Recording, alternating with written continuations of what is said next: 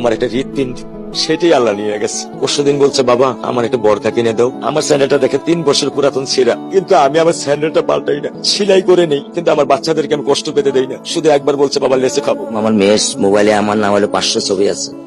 আমি এখনো সাহস পাইনি আমার মেয়ের একটা ছবি বের করে দেখতে। আমার সেই সাহস নাই। আমি সেই সব হারাই ফেলছি, কারণ ও আমার ছিল হৃৎপিণ্ড।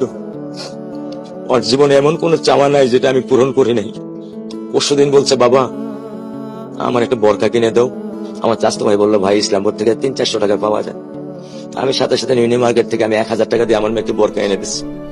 আমি দরিদ্র, ভাঙা বাসায় থাকি, কিন্তু আমার সন্তানদেরকে আমি কখনোই দারিদ্রতা স্বাদ পেতে দেইনি।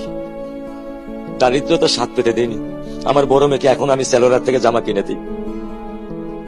আমার স্যান্ডেলটা দেখেন 3 বছর পুরাতন ছেঁড়া, কিন্তু আমি আমার স্যান্ডেলটা পাল্টাই না, সেলাই করে নেই, কিন্তু আমার বাচ্চাদেরকে আমি কষ্ট পেতে দেই না। শুধু একবার বলছে, বাবা লেসে খাবো। আমি 1 মিনিটও দেরি করিনি, 1 মিনিটও আমি দেরি করিনি। ও আমার একটা হৃৎপিণ্ড, সেটাই আল্লাহ নিয়ে গেছে।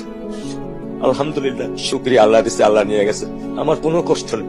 আমি তো চাইলে পারতাম না, অনেক দম্পতি আছে যাদের সন্তান নেই। আল্লাহ দিছে, আল্লাহ নিয়ে গেছে। আমি আলহামদুলিল্লাহ করি আল্লাহ গেছে। আমার কোনো কষ্ট নেই, আমার কোনো কষ্ট নেই।